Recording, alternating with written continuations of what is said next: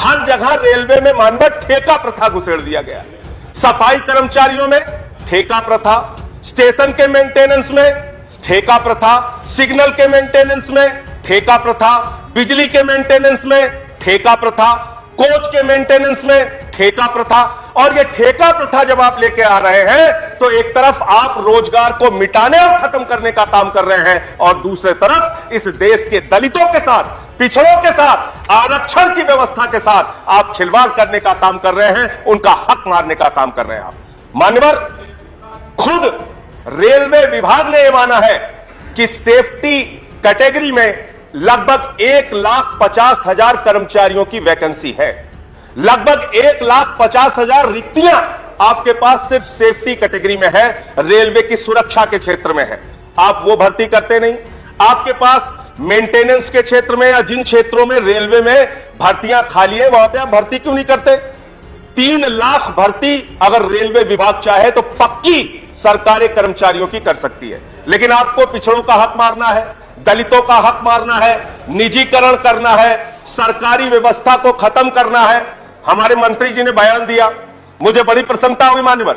इन्होंने कहा निजीकरण नहीं होगा। अब पता नहीं वित्त मंत्री और रेल मंत्री एक साथ बैठते हैं कि नहीं बैठते हैं, दोनों लोग आपस में चर्चा करते हैं कि नहीं करते हैं। वित्त मंत्री जी कहती हैं रेलवे की 26% संपत्तियां हम बेचेंगे, लगभग 1,50,000 करोड़ रुपए रेल की संपत्ति बेच के हम अर्जित करने का काम करेंगे। और मेरे पास तारीख है, 31,000 करोड़ रुपए की टेंडर इन्होंने निकाला, जिसमें से मात्र 7,200 करोड़ रुपए का इनको आय हुई, बाकी लोगों ने टेंडर में हिस्सा ही नहीं लिया। तो आप एक तरफ लोगों के बीच में तो ये कहते हैं कि हम निजीकरण नहीं करेंगे, लेकिन निजीकरण करने के लिए जितनी भी आप योजनाएं ला सकते हैं रेलवे के अंदर, वो लाने का काम करते हैं। दूसरी बात मान्यवर, मैं इनका पढ़ रहा था कि रेलवे में पिछले 5 वर्षों से लगातार आमदनी में कमी आ रही है। लगभग 7.8% इनकी आमदनी घटी है।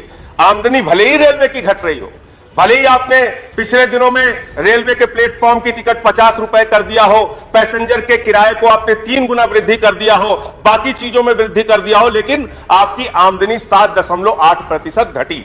ये आंकड़े बताते हैं। लेकिन उसके बावजूद आप अपने राजनीतिक कारणों से रेलवे को घाटा पहुंचाने के लिए तैयार रहते हैं। आप अपने राजनीतिक कारणों से रेलवे का नुकसान करने के लिए तैयार कर रहते हैं। मैं मान्यवर बड़ी विनम्रता पूर्वक आपके माध्यम से पूछना चाहता हूं, हमारी दिल्ली की सरकार तीर्थ यात्रा योजना लेके आई, बुजुर्गों के लिए तीर्थ यात्रा योजना। अब उन बुजुर्गों को तीर्थ यात्रा योजना से आपको परहेज क्या है? बुजुर्गों को तीर्थ यात्रा कराने से आपको परहेज है। और मैं यहां मंत्री जी बैठे हैं, बड़ी विनम्रता पूर्वक आपसे पूछना चाहता हूं, दिल्ली के एक निर्वाचित मुख्यमंत्री को रेल विभाग इसी दिल्ली में वो उन बुजुर्ग यात्रियों से स्टेशन पर मिलने जा रहे थे, मानव मिलने जा रहे थे, और उन बुजुर्गों से मुलाकात को रोकने का काम रेलवे विभाग ने किया।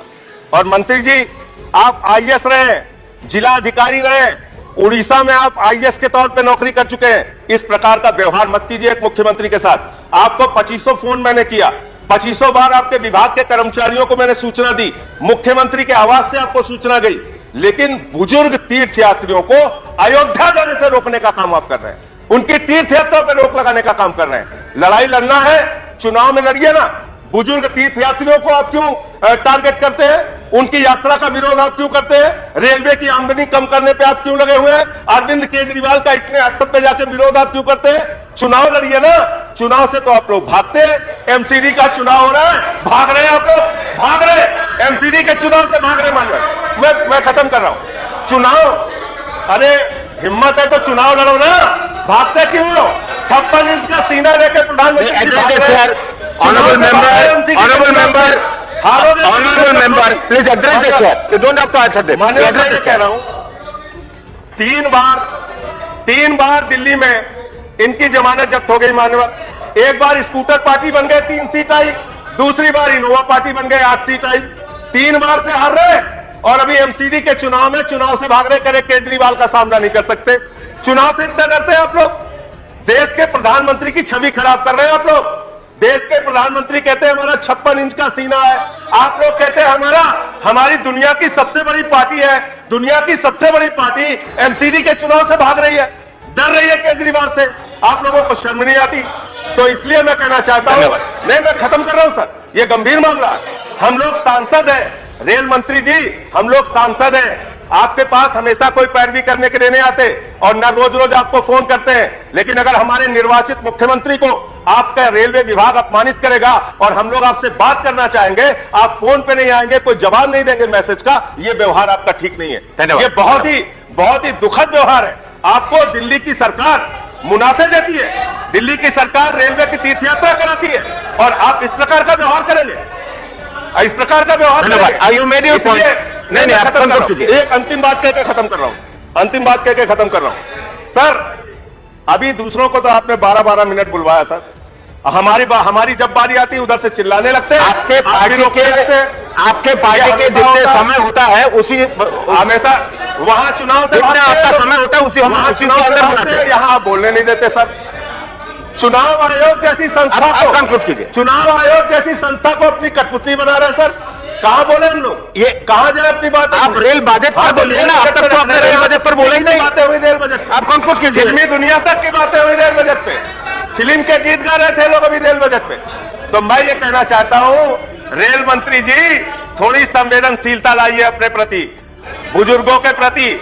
आपने बुजुर्गों की कंसेशन खत्म कर दी रेलवे में, आप थोड़ी संवेदनशीलता लाइए। कुलियों के लिए लालू प्रसाद यादव जी जब रेल मंत्री थे, उन्होंने योजना लागू की थी उनको नौकरी देने के लिए। अब देखो कुलियों का भी विरोध कर रहे हैं सर, कुलियों का भी विरोध कर रहे हैं। आप समाप्त कीजिए। नहीं, गरीब आदमी का आप समाप्त कीजिए। गरीब आदमी का विरोध कर रहे हैं। आपका सबका विकास कहते हैं लोग। चुनाव के बाद सर महंगाई बढ़ा रहे हैं, सिलेंडर का दाम, गैस का दाम, डीजल का दाम, पेट्रोल का दाम, और यहाँ बोलिए कुलियों का विरोध। धन्यवाद। आपका सारा बताइए, आप कहते रहो। देश के पूर्व रेल मंत्री ने इस देश के कुलियों के लिए, जिनके ऊपर एक फिल्म बनी थी, गाना था, सारी दुनिया का बोझ हम उठाते हैं। उन बोझ उठाने वालों के लिए देश के रेल मंत्री लालू प्रसाद यादव जी ने नौकरी देने की व्यवस्था की थी। आज वो मारे फिर रहे हैं, एप्लीकेशन देते हैं, धन्यवाद खाते हैं, जवाहर सरकार सुनते। तो इसलिए इस देश के जवाहर सरकार के साथ खिलवाड़ मत कीजिए। आप लोग तो पकौड़ा योजना पहले अभी यूपी के नौजवानों को इन लोगों ने कहा मान्यवर, यूपी के नौजवानों को जाके प्रधानमंत्री ने कटोरा योजना दे दी। पहले पकौड़ा योजना, अभी कटोरा। धन्यवाद। अरे नहीं, दिस इज नॉट दैट। नहीं, धन्यवाद। Next speaker is, I am calling the next speaker. नहीं, ऐसे नहीं, ये ऐसा डिबेट नहीं होता है। Please be seated.